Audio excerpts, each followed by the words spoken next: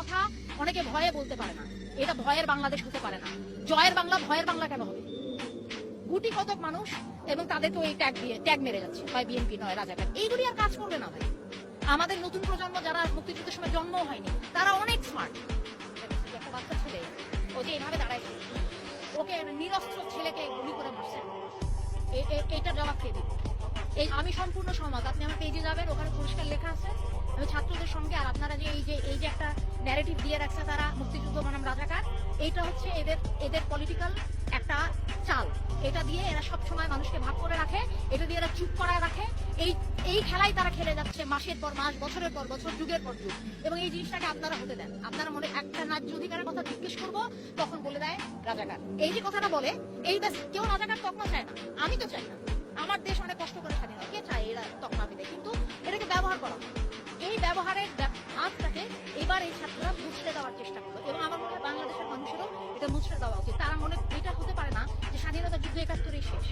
এই যে বুড়া মানুষগুলি রিক্সা চালায়, এই যে মরিচের কেজি ৪০০ টাকা, ৮০ টাকার নিচে আলু নাই, এই যে কুড়িগ্রামের বন্যা, মানুষের আশ্রয় নাই, আবার হাজার হাজার মানুষের এত এত টাকা, তারা মাথা ব্যথা হলে একটা হাঁচি দিলে সিঙ্গাপুরে চলে যায়। কেন?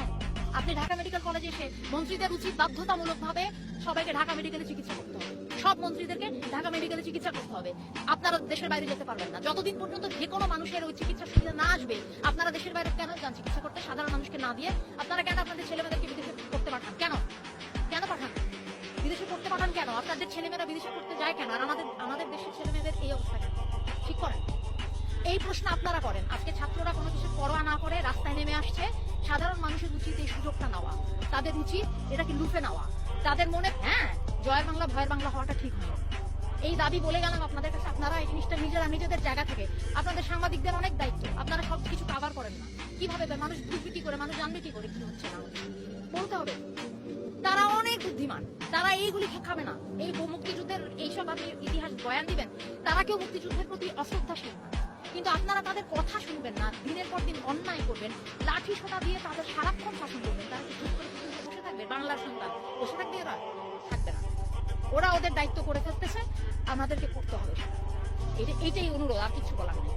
মাঝে মধ্যে দেখেছি ৯০-এর সময় তো ছিল, আমরা তখন অনেক আরো ছোট ছিলাম, কিন্তু ছিল ওই কোনো কিছু পুরানো রেফারেন্স। এটা ৯০-এর মতো না, এটা ২০২৪। কোনো আন্দোলনকে আগের রেফারেন্স দেওয়ার দরকার নাই। এই মুহূর্তে মাটির ভিতর থেকে যেই আন্দোলন উঠে আসছে সেটার কথা শুনে সেই আপনি কথা কেন আমাকে এই ধরনের প্রশ্ন করতেছেন যেটার উত্তর আপনার জানা? এটা আপনার সময় নষ্ট, আমার সময় নষ্ট। অবশ্যই এটা গণতান্ত্রিক রাষ্ট্র পরিস্থিতি না, সেই জন্যই তো এই অবস্থা। লাঠিটা নিয়ে একটা সবচেয়ে বড় প্রশ্ন আপনাদের বাংলাদেশ